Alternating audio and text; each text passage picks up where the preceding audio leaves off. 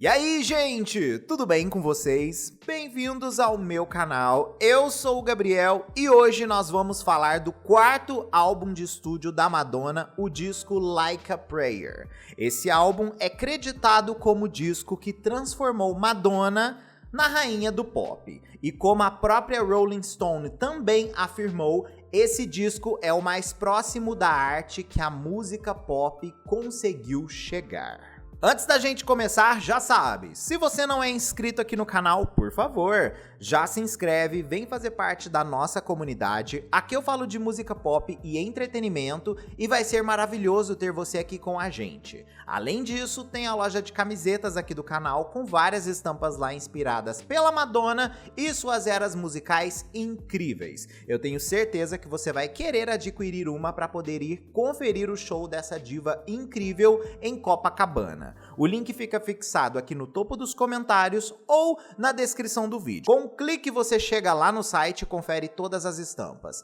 É uma mais linda que a outra. It's like an angel sighing.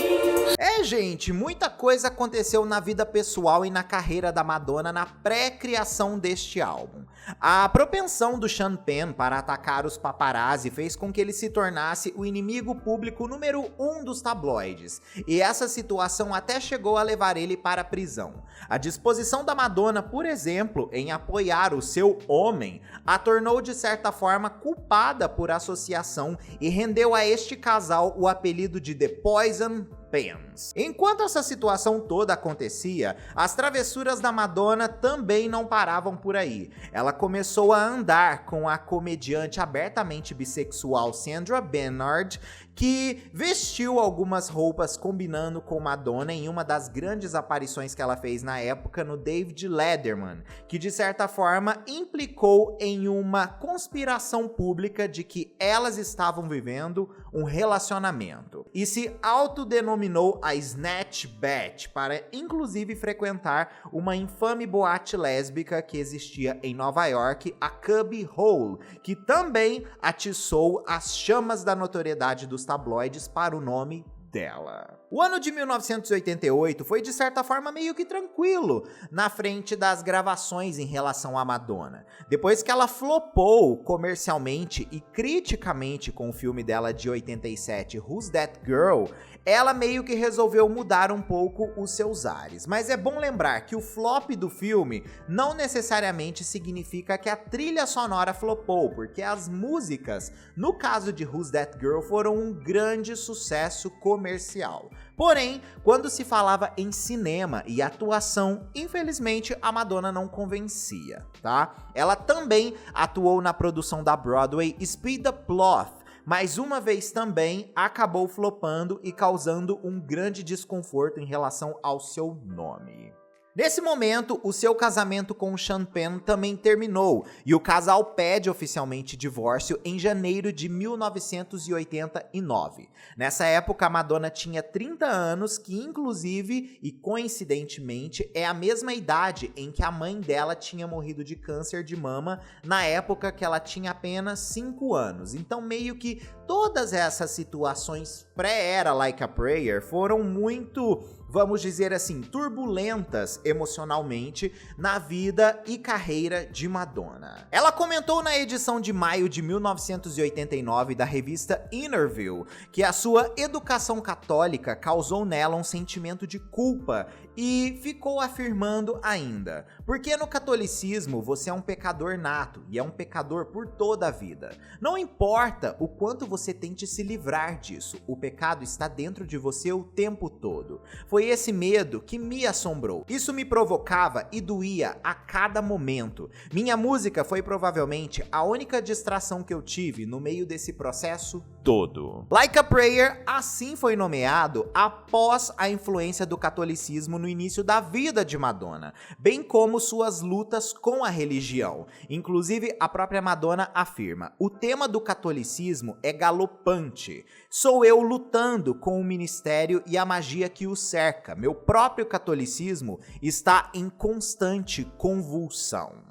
As sessões de gravação do álbum aconteceram entre setembro de 1988 até janeiro de 1989, basicamente durante o período mais conturbado do divórcio dela. Em 27 de janeiro de 1989, um comunicado de imprensa do The Albany Herald disse que o álbum incluiria uma série de faixas dançantes quentes, mas observou que muito do material do disco era de tom pessoal. Madonna percebeu que enquanto ela e os seus fãs cresciam, era hora dela se afastar do apelo adolescente para um público mais amplo e começar de fato a ganhar dinheiro com a longevidade do mercado de álbuns. Sentindo a necessidade de tentar algo diferente, Madonna queria que o som de seu novo álbum indicasse o que ela poderia ser popularmente no mundo da música, ou melhor dizendo, que ela ditasse tendências e servisse de inspiração para sucessoras.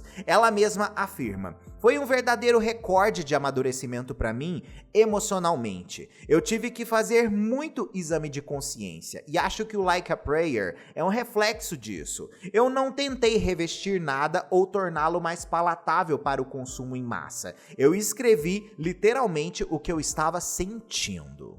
Para as ideias líricas da faixa título, por exemplo, ela escolheu tópicos que até então eram meditações na sua cabeça e muito pessoais, e que de certa forma ela tinha muita resistência de compartilhar com o público em geral. Ela disse ao Song Talk: "No passado eu escrevi muitas canções que revelam o meu eu interior, mas eu senti que elas eram honestas demais e de certa forma poderiam assustar as pessoas que me ouviam, então decidi não gravá-las." Assim, Madonna decide adotar uma abordagem mais adulta e sofisticada e resolveu vasculhar os seus diários pessoais, assim também como diários de carreira, e assim ela começou a considerar várias opções. Ela lembra: "O que é que eu queria dizer? Eu queria que o álbum falasse o que de fato eu estava pensando. Foi uma época complexa da minha vida. Ela tinha certos assuntos em mente, incluindo, por exemplo, o relacionamento conturbado com o seu marido Sean Penn, sua família e a sua mãe que faleceu, além de, claro, a própria fé em Deus." A Madonna escolheu colaborar com pessoas que ela já havia colaborado antes, no caso o Stephen Bray e o Patrick Leonard.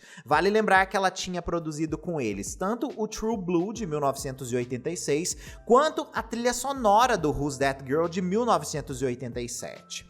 Tanto o Steven quanto o Patrick queriam trazer à vida algo único para esse projeto e desenvolveram versões completamente diferentes para a faixa título. Eventualmente, a Madonna acabou sentindo que a música que foi apresentada a ela pelo Patrick Leonard era mais interessante, e assim ela começa a trabalhar nos pontos principais do projeto com ele. De acordo inclusive com a própria Madonna, o Patrick estava enfrentando turbulências emocionais.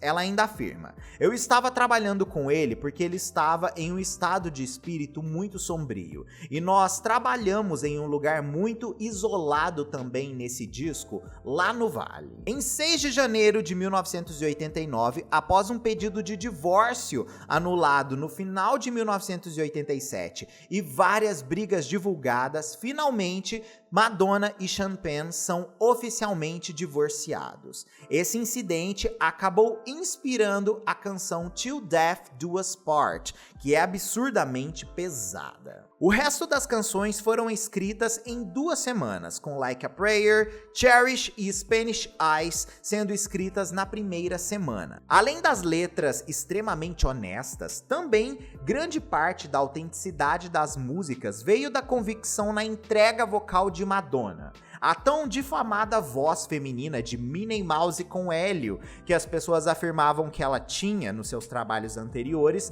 foi substituída por tons marcados pela batalha e carregados de emoções. A própria Madonna afirma: "Muitos dos vocais que mantivemos foram os primeiros takes. Eles eram muito espontâneos e emocionais, além de também serem mais integrais à música. Tínhamos toda a intenção de voltar atrás e consertá-los, mas quando nós ouvimos aquilo ali, percebemos o quão bom eles estavam e resolvemos deixar esses sons mais estranhos e imperfeitos no processo, porque de certa forma também são emoções."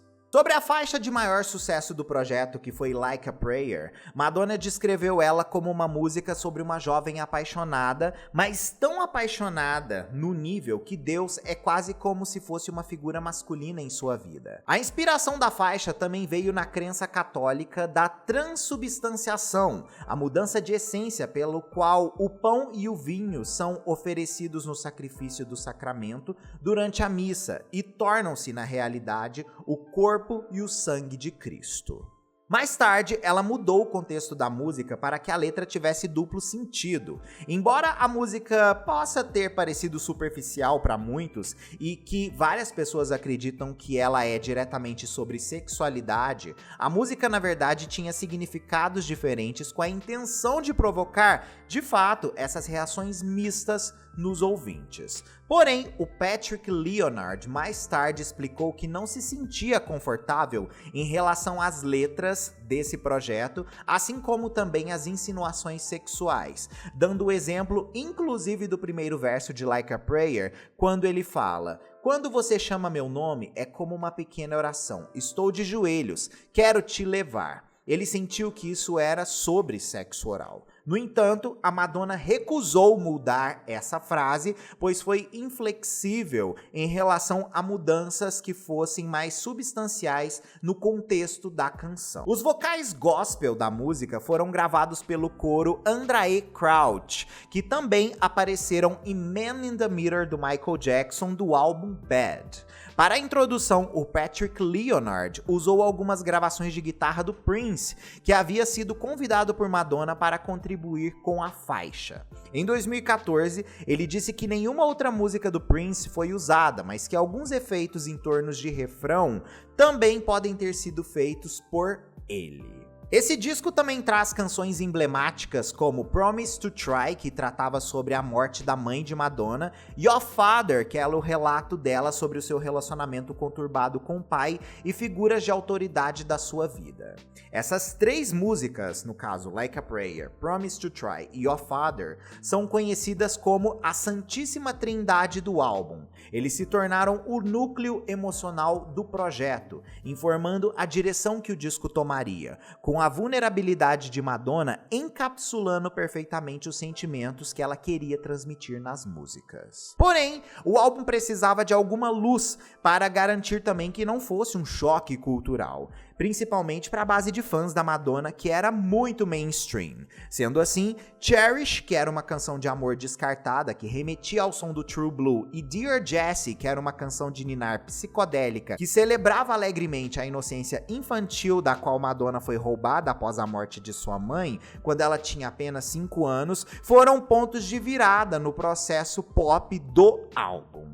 Madonna também colaborou com Stephen Bray em 2 músicas movidas pelo funk dentro do álbum e também o seu amor mútuo por Sly e The Family Stone, a música Keep It Together e Express Yourself, além da música Love Song, que foi um feat com o Prince, que na verdade é um resquício de um musical abortado que eles dois estavam trabalhando na época antes de completar o álbum. Para a mudança de imagem da Madonna nessa fase, também a sessão de fotos, ela decidiu pintar o cabelo loiro de castanho e ela ainda comenta: "Eu amo o cabelo loiro, mas ele realmente faz algo diferente para mim. Eu me sinto mais fundamentada quando tenho cabelo escuro. É inexplicável. Eu também me sinto mais italiana quando meu cabelo é escuro." Vale lembrar que esse cabelo mais escuro é visto como uma reconexão de Madonna com suas origens, lembrando que ela era dessa forma antes da fama. E levando em consideração que o álbum é muito pessoal, isso daí faz ainda mais sentido. A capa do álbum apresenta um close da barriga da nossa rainha do pop, com um jeans e também a barriga de fora. A capa foi vista como uma referência a Stick Fingers dos Rolling Stones. As embalagens nas primeiras impressões do CD, cassete e LP foram perfumadas com óleo de patchouli para simular o incenso da igreja, uma ideia mais sensorial para também marcar o álbum e sua proposta. Um publicitário da própria Warner revelou que essa foi uma ideia da Madonna. Ele ainda diz: "Ela queria criar um sabor dos anos 60 e ao mesmo tempo que era da igreja. Ela queria criar uma sensação sensual que você pudesse pudesse ouvir e cheirar. As primeiras impressões também incluíram um encarte com orientações sobre sexo seguro e um aviso também sobre os perigos da AIDS, para a qual a Madonna havia perdido amigos. Essa também foi a primeira vez, inclusive, que ela colocou esse assunto em uma de suas obras. Porém, mais pra frente, ela se tornaria ainda mais vocal sobre isso. Bom lembrar que essa inclusão foi decidida depois que a Warner Bros. Concordou em lançar um álbum do comediante Sam Kinison no ano anterior, que ele declarava que a AIDS vinha de gays envolvidos em bestialidades, o que é um absurdo. Assim, a Madonna dedica o álbum Like a Prayer à sua mãe, que também ela afirma que a ensinou a orar. O mundo ouviu falar de Like a Prayer pela primeira vez em janeiro de 89, quando a Pepsi anunciou que havia assinado um contrato sem precedentes de 5 milhões de dólares com Madonna para ela ser o novo rosto da marca, e que o seu novo single estrearia em um anúncio e transmissão simultânea para todo o mundo, além de também patrocinar a sua próxima turnê mundial. A empresa havia recentemente cumprido um acordo semelhante com Michael Jackson, viu, gente? E agora ter a maior estrela feminina do planeta assinando um contrato com eles era a prova de que a Pepsi estava prestes a quebrar de uma vez por todas a guerra publicitária da cola no mercado, onde eles brigavam lado a lado com a Coca e depois dessa publicidade aí eles sairiam por cima. A Madonna descreveu esse feat dela com a Pepsi como o encontro definitivo entre arte e comércio. Ela não queria também se sentir usada pela Pepsi e assinou um contrato sujeito a um conjunto de regras básicas rigorosas que a empresa também teria que seguir. Ela não queria dançar no anúncio também, mas ela acabou cedendo depois de conhecer o coreógrafo Vincent Patterson. E como outros artistas fizeram anteriormente, ela se recusou categoricamente a permitir que a música Like a Prayer fosse alterada para incorporar a temática da Pepsi nas letras, sentindo que isso ia sem dúvida desvalorizar a música. Embora o super empreendimento da Madonna com a Pepsi tenha sido muito elogiado por analistas de negócios como muito perfeitamente executado, o sucesso acabou durando muito pouco. No dia seguinte, a Madonna lança o clipe oficial da música Like a Prayer com resultados cataclísmicos.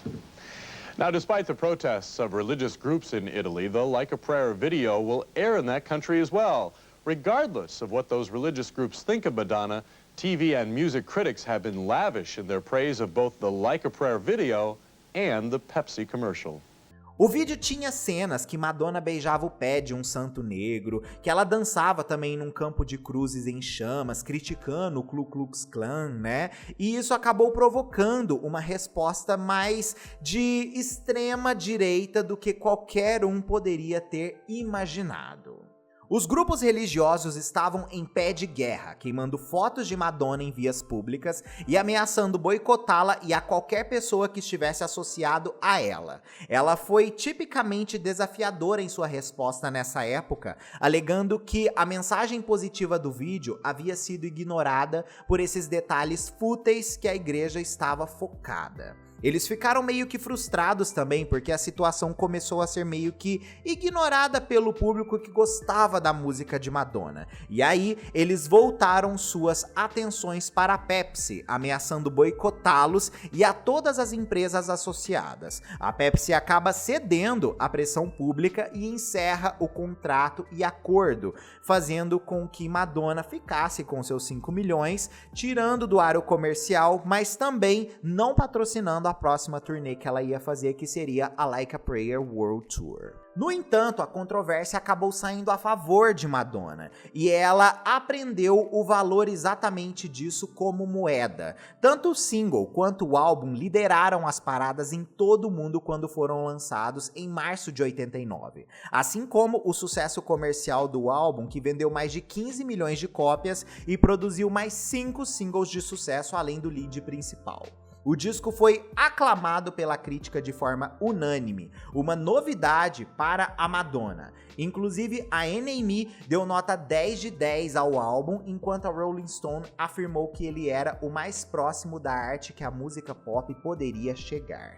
Ninguém ficou tão surpreso com a recepção disso tudo quanto a própria Madonna. Ela ainda afirmou: "As pessoas não percebem que eu era uma compositora, além de ser uma grande vagabunda?" Ela brincou. Ela ainda afirma: "Acho que a imagem atrapalha o que eu devia fazer. A informação está no rótulo. Se eles não lerem, isso não é problema meu. Não vou colocar um adesivo na capa do disco dizendo: escute, eu escrevi essas músicas." As pessoas prestaram atenção naquilo que elas desejaram prestar atenção.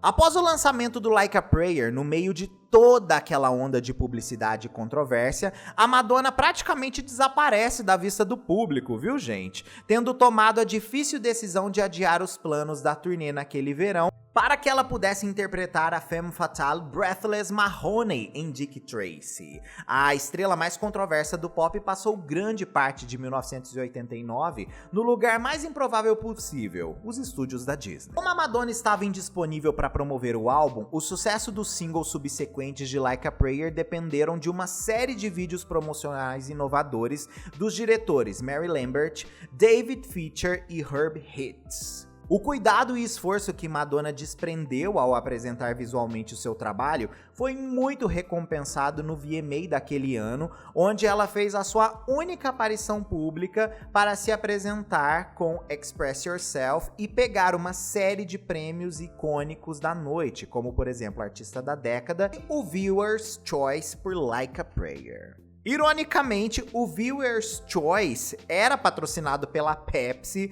com quem a Madonna agradeceu no seu discurso de aceitação, dizendo: "Por causa de tanta controvérsia, eu agradeço vocês." Mas é bom lembrar, embora a controvérsia seja um dos aspectos mais memoráveis da época, a verdadeira força do Like a Prayer reside mesmo na música, gente. Ao revelar a sua vulnerabilidade e força de uma forma pura e brutalmente honesta, ela criou um corpo de trabalho que moldou a sua arte para sempre a partir daquele momento. E nunca mais a Madonna fez discos mais ou menos naquele período, pelo menos, né, gente? Até quando chegou no MDNA e aí no Hard Candy, que a gente vai deixar baixo, ok? Comenta aqui a sua opinião sobre esse grande álbum da Madonna, que eu quero saber o que você tem pra me dizer. Fechado? Ó, um mega beijo e a gente se vê no próximo vídeo ou live nossa aí. Tchau, tchau!